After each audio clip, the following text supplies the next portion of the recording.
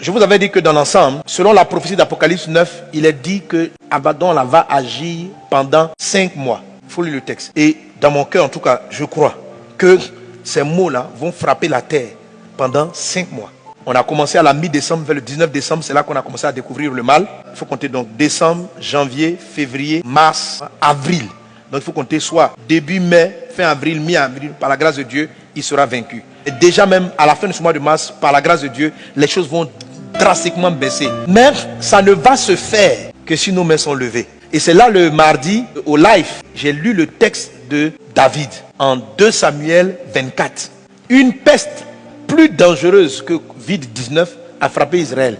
La Bible dit qu'il y a eu 70 000 morts en 3 jours. Covid-19, je ne crois pas qu'on a atteint encore 20 000 morts en 4 mois. Et David a laissé bien sûr les médecins agir. Mais lui, David, il a compris que la vraie bataille était spirituelle. Il a cherché Dieu. Il faut lire le texte, je l'ai déjà lu. Le prophète a dit à David, tu auras une peste qui va durer 3 jours. Malgré que Dieu ait dit la peste va durer 3 jours, David ne s'est pas assis pour dire, bon, les 3 jours sont finis, c'est fini.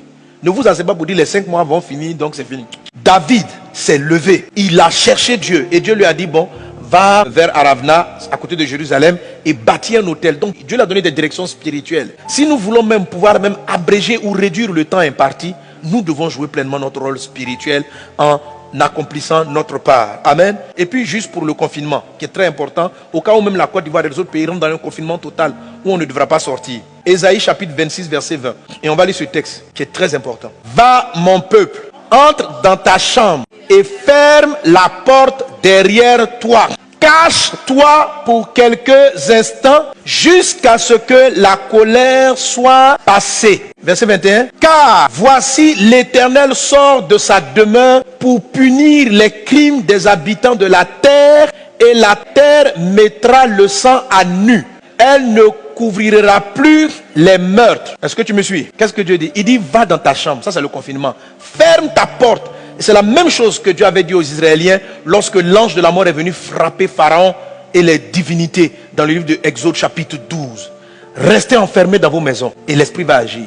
Donc le confinement n'est pas forcément quelque chose qui s'oppose à notre foi. Ça peut être Dieu même qui vous dit de laisser, de vous enfermer. De vous enfermer pour vous reposer, de vous enfermer pour prier. Va dans ta chambre, dit-il. Ferme la porte. Parce que Dieu est dehors, l'esprit est sorti pour appliquer un jugement. Enferme-toi. Donc confinez-vous là où il y a le confinement en place. Quand ça va arriver à Abidjan, frères et sœurs, si le pays décide, restez enfermés, ne jouez pas au dangereux. C'est une recommandation de Dieu. Quand Dieu entre en jugement, il arrive souvent, comme ce fut le cas de la Pâque, comme ce fut le cas dans ce passage d'Ésaïe chapitre 26, que Dieu lui-même demande à ses enfants de s'enfermer. Donc ne voyez pas le confinement comme étant, oh je suis triste. Non, dehors là. C'est que Dieu dit en Exode 12, il dit, je vais confronter les dieux de l'Égypte. Donc il est rentré. Donc là, les humains ont des divinités. Ils ont des esprits sur lesquels ils s'appuient. Pendant que le corona est en train de frapper, Dieu est en train de régler un problème. Oui, lisez les 12 plaies, les 10 plaies, pardon. Des plaies ont frappé les Égyptiens, des choses les ont frappé. Certaines d'entre elles ont dit enfermez-vous. Celles-là, n'ayez pas honte, n'ayez pas peur, enfermez-vous. Et quand tu t'enfermes, prie. Quand tu t'enfermes, cherche la face de Dieu. C'est le plan de Dieu. Parce que Dieu est dehors, en train de régler des comptes avec des démons sur lesquels les humains s'appuient, avec lesquels ils sont en train de marcher. Donc n'ayez pas peur de confinement, ne prenez pas ça comme étant un drame. C'est une occasion pour toi de développer ta vie de prière, ta lecture de la parole de Dieu. Ne dis pas si je ne sais pas, je ne peux pas manger. Tu vas manger. Amen. Alors c'est pourquoi je vous dis, vous qui n'êtes pas encore confinés, si vous pouvez, faites vos réserves. Achetez des choses. Battez-vous de manière naturelle contre Amalek dans la vallée. Est-ce qu'on est ensemble? Deuxième chose, Dieu dit à Moïse, monte sur la montagne. C'est la montagne de la prière. J'appelle ça donc, monte sur la montagne de la prière, bâtis un hôtel. Pourquoi monter la montagne? Monter la montagne, c'est un acte qui n'est pas facile. L'esprit d'Amalek va venir avec un certain découragement. Tu n'as pas envie de prier. Tu te dis, mais qu'est-ce que la prière fait? Si la prière marchait, est-ce qu'il allait arriver? Je te dis que tu ne peux pas empêcher ce que Dieu a dit d'arriver.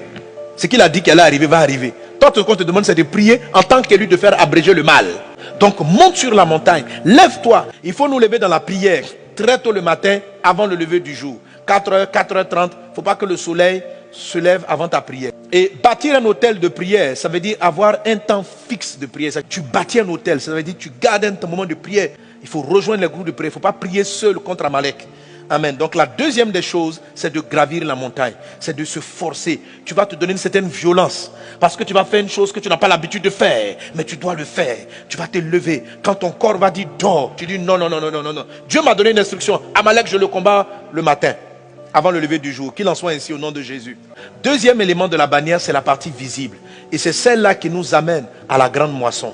C'est le témoignage vivant de Jésus-Christ. Nous devons évangéliser. Il faut parler de Dieu. Toutes ces choses-là arrivent et vont disposer les cœurs des hommes à la repentance et à la conversion. Ce grand moment-là, ces moments de tristesse pour l'humanité, sont des temps favorables pour la grande conversion massive. Alors c'est pourquoi partagez les vidéos, faites des découpes, évangélisez au maximum, parlez de Dieu aux gens. Il y a des parties dans ce message qui vous ont touché, peut-être l'entièreté, partage, encourage les gens à l'écouter, évangélise autour de toi, parle à tes amis, profite de ces moments de confinement pour envoyer des mots à des gens et leur dire toutes ces choses-là. Dieu les avait prévues dans sa parole. N'est-il pas temps pour toi de te repentir? Voilà. Ne reste pas chez toi sans afficher Jésus. Affiche Jésus. Dire que Jésus, témoigner de Jésus, c'est de ne pas avoir honte du Christ. Comme si, devant les scientifiques, on va dire que nous, notre prières ne sont pas efficaces. Quand on les fasse comprendre que c'est nos prières qui vont les sauver. Quand on les fasse